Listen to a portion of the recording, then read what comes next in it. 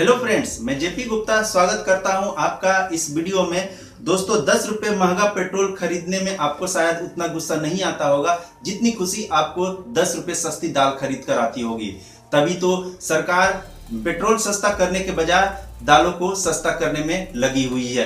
परंतु इस महंगे और सस्ते में बस अंतर इतना ही है कि 10 रुपये महंगे पेट्रोल से किसी एक व्यक्ति को 10,000 करोड़ का फायदा हो सकता है, जबकि 10 रुपये सस्ती दाल से लाखों किसान परिवार बेहाल हैं।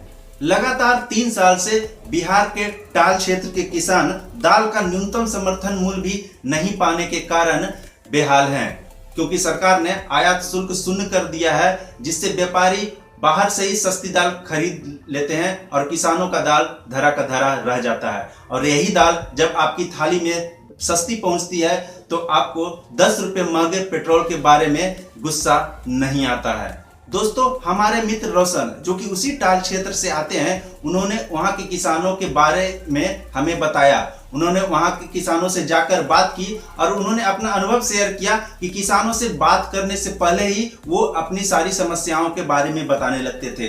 वो जिस भी किसान के पास जाते थे वो खुद ब खुद समस्याओं के बारे में इनको बताने लगते थे। इससे ये पता चलता है कि वहां के सारे किसान सचमुच में बेहाल हैं। बात कर रहे हैं किसान कारू सिंह के साथ। आइए जानना चाहते हैं दाल को लेके क्या समस्या है इनका। दाल के लेकर के समस्या की हम लोग पट्टा वगैरह पटाए पर रेती पर खेती करते हैं और उसमें भी लागत, तेल का कीमत बढ़ गया, दवा छिड़काव का कीमत बढ़ गया, कोई सब्सिडी सरकार तरफ से नहीं मिलता है और कीमत इतना अधिक कम हो गया कि हमको कुछ खाने के लिए नहीं बच रहा है इसमें। और लाचार होकर के हम लोग को कहीं विदेश जाकर, कहीं दूसरे राज्य में जाकर के हम लोग को कमाना पड़ेगा। हमें बाल बच्चा यहाँ प्रस्थान करेगा, खेती छोड़ देंगे हम लोग। ये परिस्थिति हमारे अन्य केंद्र सरकार ने, राज्य सरकार इस पर ध्यान दे रही है, कुछ नहीं। खेती सत्येंद्र दा, किस तरह का समस्या हो रहा है यहाँ के किसानों को, आप बताएंगे? आप तो किसान से जुड़े हुए रहे हैं, दवा दुकान भी चलाते हैं, पेस्टिसाइड का भी। वस्तुस्थिति किसान का जो है हर चीज में परेशानी है। मजदूरी भी उसी बढ़ा हुआ है। खेत में 10,000 रुपये बीघा मिलता है और फसल ना के बराबर होता है, समय पर बुआई भी नहीं होता है और जो होता है उसका 31-32 रुपये भाव है। दोस्तों, टाल क्षेत्र वह क्षेत्र होता है जहां बरसात के समय गंगा नदी का पानी उस क्षेत्र में भर जाता है। जब बरसात खत्म होती है तो धीरे धीरे वहां से पानी निकलता है और वह क्षेत्र केवल दालों के फसल के लिए ही उपयुक्त होता है। साल में उस क्षेत्र में केवल एक ही फसल हो सकते हैं, क्योंकि 4 महीनों तक वह क्षेत्र पानी से डूबा हुआ रहता है। टाल के किसान क्षेत्र एक समस्या से नहीं, अभी 2 समस्याओं से जूझ रहे हैं। एक तो गंगा नदी में गाद जमा हो जाने के कारण ज्यादा दिनों तक उस क्षेत्र में पानी ठहरा रहता है, जिसके कारण दाल की बुआई लेट हो जाती है और दाल की उपज उससे प्रभावित होता है। दूसरा, जब से सरकार आयात शुल्क शून्य कर दिया है, तब से कोई भी व्यापारी उनसे न्यूनतम समर्थन मूल्य पर भी दाल नहीं खरीदते हैं। सरकार ने मसूर दाल का MSP 4250 रुपये प्रति क्विंटल रखा है, मगर व्यापारी 3200 से 3500 रुपये प्रति क्विंटल दाल भी खरीदने को राजी नहीं है। किसान 2-3 सालों से अपने यहाँ दाल इकट्ठा कर रहे हैं। उनके पास घर में दाल रखने की भी जगह नहीं है, बाहर फैले ही उनका दाल सड़ रहा है। मोकामा टाल समिति से जुड़े ओम प्रकाश सिंह जी इसके लिए PMO और कृषि सचिव को खत लिख चुके हैं, परंतु कोई भी सुनवाई नहीं हो रही है। ओम प्रकाश सिंह जी ने प्रधानमंत्री को पत्र लिखा है, जिसमें उन्होंने कहा है कि हमारे समक्ष भुखमरी की स्थिति उत्पन्न हो गई है। हम लोग काफी तकलीफ से गुजर रहे हैं। आगे सिर पर खरीफ मौसम भी है। हमारी सारी पारिवारिक आवश्यकताओं की पूर्ति भी बंद हो चुकी है। इन सब का एकमात्र कारण है हमारे उत्पादित फसल का उचित विपणन का घोर अभाव।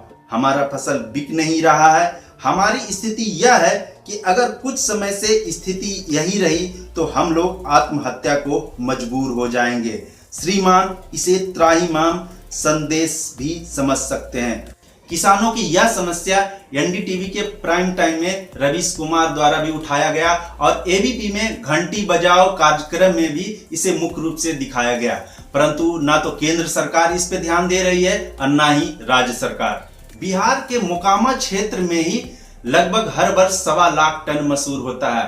इन 3 सालों में बिहार के मोकामा क्षेत्र के किसानों के पास लगभग 3 लाख टन मसूर की दाल है, जबकि सरकार ने इन 3 सालों में विदेशों से 25 लाख टन दाल का आयात किया है। दुखद बात यह है कि बिहार में सरकार ने आज तक दालों की खरीद की ही नहीं है। हर वर्ष केवल एमएसपी निर्धारित कर दिया जाता है।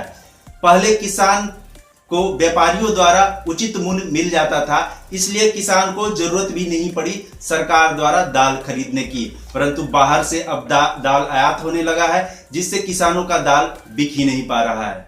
दूसरे राज्य जैसे मध्य प्रदेश में भावांतर जैसी योजनाएं हैं, जहां पे यदि मंडी में अनाज सस्ते दामों पर खरीदे जाते हैं तो एमएसपी से जितना भी सस्ती मंडी में दालें खरीदी जाती है, बाकी का पैसा सरकार द्वारा दिया जाता है, जिससे किसानों की क्षतिपूर्ति हो जाती है। इस समस्या पे राज्य सरकार केंद्र पे ठीकरा फोड़ रही है, केंद्र सरकार राज्यों पे ठीकरा फोड़ रही है, जबकि दोनों जगह बीजेपी की ही सरकार है। दोस्तों, टाल क्षेत्र के किसानों की यह समस्या एक बार की नहीं है। यह समस्या तब तक जारी रहेगी जब तक बाहर से दालें आयात होती रहेगी और वहां के किसान केवल दाल की बिक्री पर ही पूरी तरह से निर्भर हैं।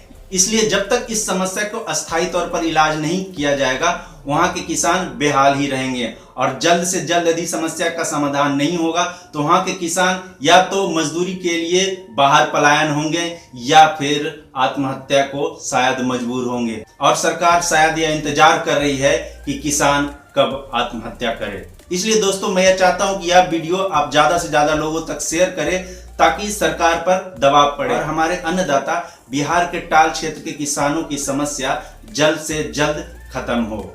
इसी के साथ मैं यह वीडियो खत्म करता हूं। धन्यवाद।